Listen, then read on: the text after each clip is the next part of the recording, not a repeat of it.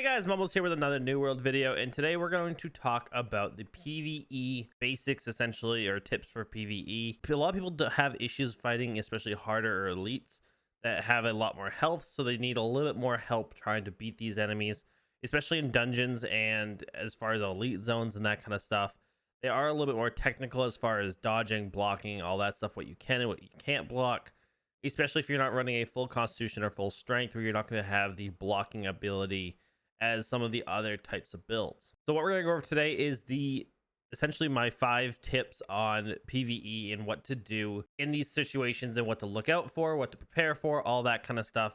So let's jump right in, and don't forget to drop a like, comment, subscribe, and hit the bell. Hey guys, let's jump right into some PvE. So in the background, you're going to see us running some depth runs, which is about the 2nd or 3rd dungeon that you should be going through depending on how you do the storylines. For the most part, there is a lot to do in PvE. It's not just a kind of a breeze through unless you're very like experienced with MMOs, as well as like any sort of PvE combat game. Now, one thing here is you don't want to aggro too many enemies. If you aggro too many enemies that you can handle, you will probably end up dying or getting frustrated because you can't find a loophole or a spot to open up to attack. If you aggro too many at a lower level and you went to kind of like a place that's like 3 or 4 levels above you, you're probably going to have a really big issue.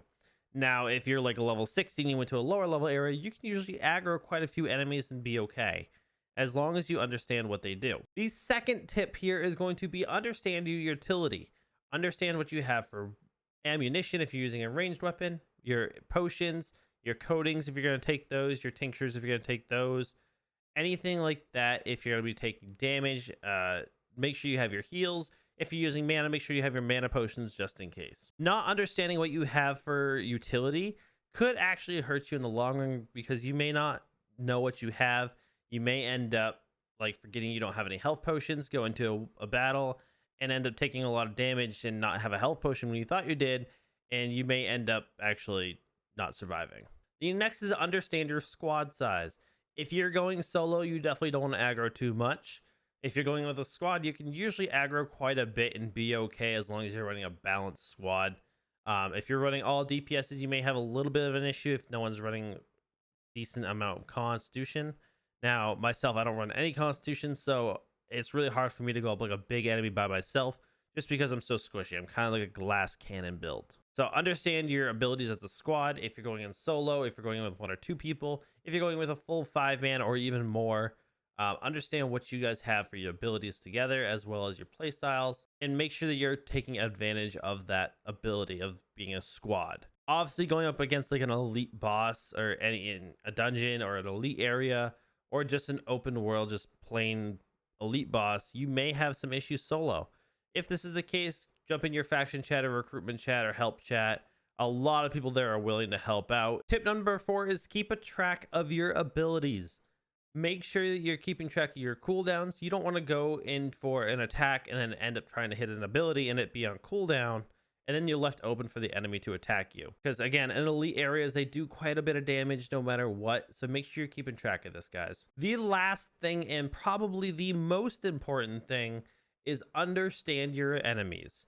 Now, each enemy in the world has a specific move set or a specific amount of moves. Now, as you level up through the areas, if you see one enemy, let's say like a withered in the initial area and a withered later on, they're going to have different combinations. Usually maybe they'll have 1 or 2 extra abilities. Especially the corrupted, they do progress in abilities as the game goes on, so do be aware of that. Don't go straight into attack them.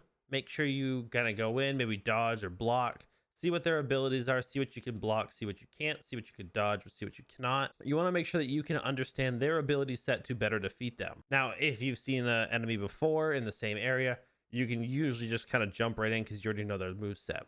Learn their move set. For instance, the big Simon Gray in the Amrian, his model is used all around the world. He's kind of like a cut and paste guy. He has like a smash ability, he's got a puke ability, he's got a like 2 swing ability, and then he's got a charge ability.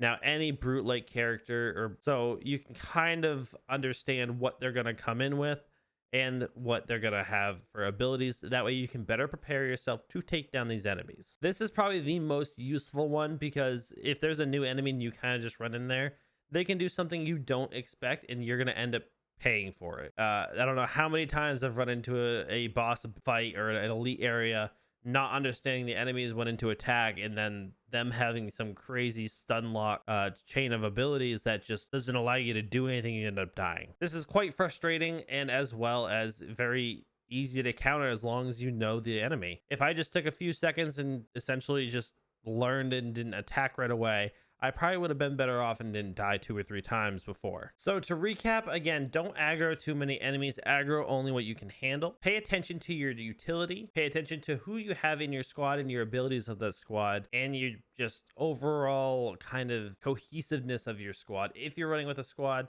if you're running solo or just with 1 or 2 people, just understand what you guys can do. Keep track of your abilities. Make sure they're doing adequate cooldowns. Make sure if you have other passive abilities, like for heavy attacks to lessen cooldowns, make sure you're using those to lessen your cooldowns so that you can use your abilities more. And finally, understand your enemies. Take some time, take a few extra seconds to dodge or block to understand your enemy's attack, just so you can better defend against them or attack them later on. And failure to do this will most likely end up in death and just not going well with you.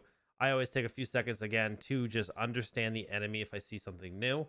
I will not just go straight in an attack. Usually I kind of just dodge around, see what his abilities are. A lot of people have charges or stun locks that I don't want to get stuck in. So guys, if you guys like this video and this does help you out, don't forget to drop a like, comment, subscribe, and hit the bell. Thank you guys so much for watching. Have a great day. Goodbye. Deuces, y'all.